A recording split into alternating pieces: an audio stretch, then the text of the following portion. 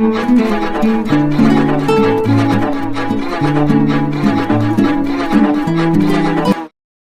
नीतीश ने हटाया मुस्लिम महिला का हिजाब। अब बिहार में शुरू हुआ एक और नया हिजाब विवाद। पूरे बिहार के ज्वेलरी दुकानदारों ने कर दिया बड़ा ऐलान। हिजाब में आएंगी महिलाएं तो नहीं मिलेगा कोई सामान। All India jewellers and gold federation ने दिया आदेश। हिजाब विवाद पर क्या बोले गोल्ड फेडरेशन के अध्यक्ष।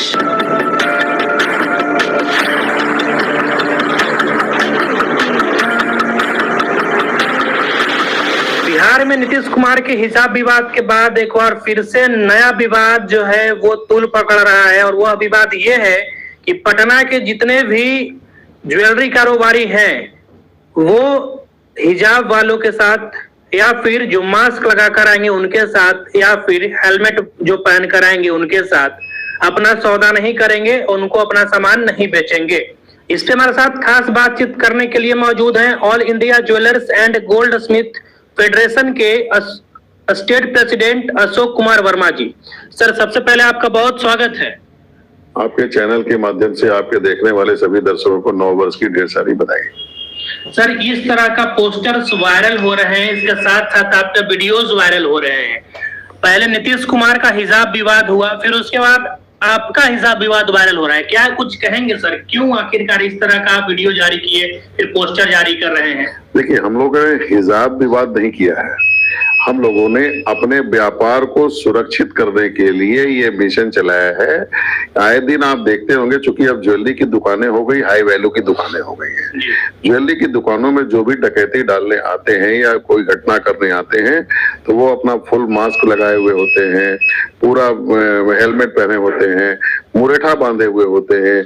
और तो हम लोग उसी का विरोध किया है कि ऐसे जिनका की चेहरा आइडेंटिफिकेशन नहीं हो पा रहा है, उनके चेहरा के आइडेंटिटी करने के लिए उनसे रिक्वेस्ट करेंगे कि साहब, आप जो अपना चेहरा छिपाए हुए, कृपया अपना चेहरा को खोल करके फिर हमारी दुकान में आवे, चाहे वो महिला हो या पुरुष हो। हमारा किसी जाति या धर्म से इसको कोई लेना देना नहीं है। हम लोगों ने टोटली ये सुरक्षा के हिसाब से, देखिए आप हमारे पोस्टर में नीचे लिखा हुआ भी है जी, ठीक है। तो इसलिए हम लोगों ने पूरी तरह से इसको अपने आप को सुरक्षित महसूस करने के लिए ऐसा किया है।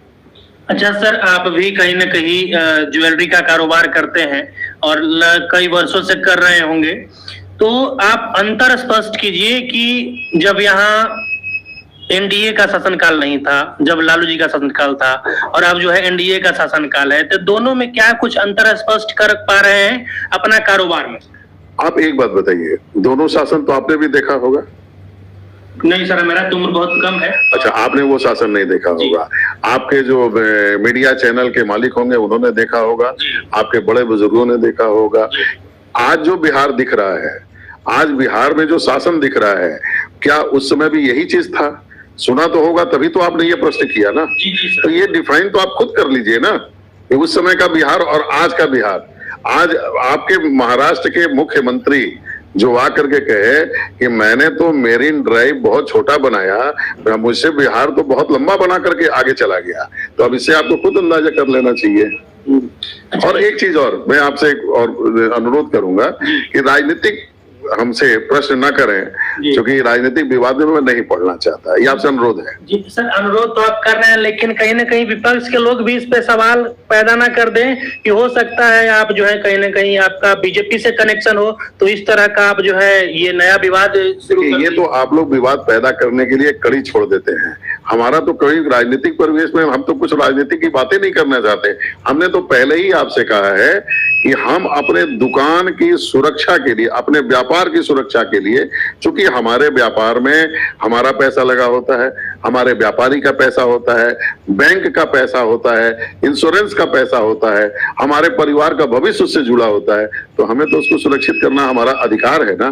तो हमने अपने इस अधिकार के लिए इसका उपयोग किया है। और पूरे अपने ज्वेलर्स, चूंकि हम लोगों ने जूम मीटिंग करके पूरे बिहार के हमारे जो एसोसिएशन के संगठन के अध्यक्ष, जिला अध्यक्ष हैं, सभी से बात करके हम लोगों ने यह निर्णय लिया, केवल पटना में लागू नहीं हुआ, पूरे बिहार में लागू किया गया है। पूरे बिहार में सब लागू कराया है। तो सर क्या कहेंगे, इससे ज्वेलरी के कारोबार पे कुछ असर, गलत असर पड़ेगा कि नहीं? आपने इसके बारे में किस बात का गलत असर? जो हमारे ग्राहक हैं, हमारी भावनाओं को समझते हैं। पहला बात तो एक समझिए, आपके घर में भी आपकी ताई होंगी, आपकी दादी होंगी, आपकी नानी होंगी।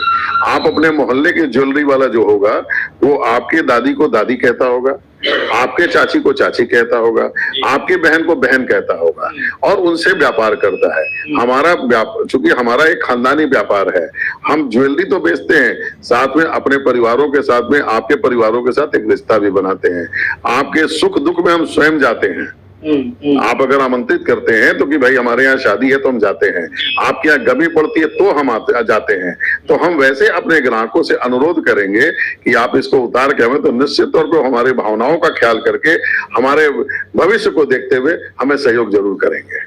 लेकिन विवाद सर, एक बात और बताइएगा, विवाद केवल हिजाब पे हो रहा है? आपने तो घूंघट भी लगा रखा है, फुल फेस का मास्क भी लगा रखा है, हेलमेट भी लगा रखा है, आखिर इस हिजाब पे विवाद क्यों? ये करने वाले क्या कहते हैं इससे हमको कोई मतलब नहीं है। वो किस पॉइंट को लेकर के, जिनके पास कोई मुद्दा नहीं हो सकता वो कोई एक मुद्दा खोज लेते हैं, लेकिन हमारा तो कोई इस तरह से मतलब ही नहीं है, हमारी तो सोच भी वैसी नहीं है। हमने तो सिर्फ अपने दुकान, चूंकि हमारे ज्वेलरी लाइन में केवल हिंदू दुकानदार ही नहीं है, बहुत सारे हमारे मुसलमान भाई दुकानदार भी हैं। डकैती डालने वाला जाति देख करके डकैती नहीं डालेगा, इसलिए ये तो हम सबकी सुरक्षा की बात कर रहे हैं।